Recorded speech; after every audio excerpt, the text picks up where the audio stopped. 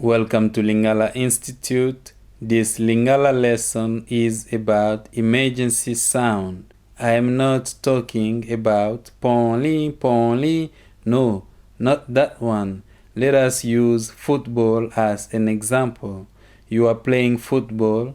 You have the control of the ball.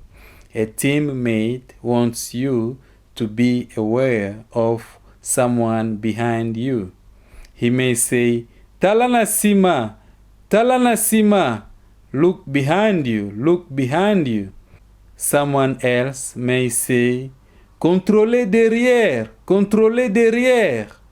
Watch your back, watch your back. And finally, the most common warning sound in Lingala is Keba. Keba, Keba. Watch out, watch out. Part 2. If you are in a crowded area and a thief is being chased, people will be shouting, moyibi, moyibi, or Kanga moyibi wana, Kanga moyibi wana.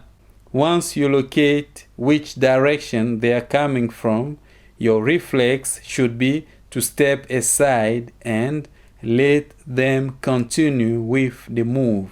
Thank you so much for watching. You can circle Jonas Lusa Lusa on Google Plus for updates. There's a link in the description area. Thank you.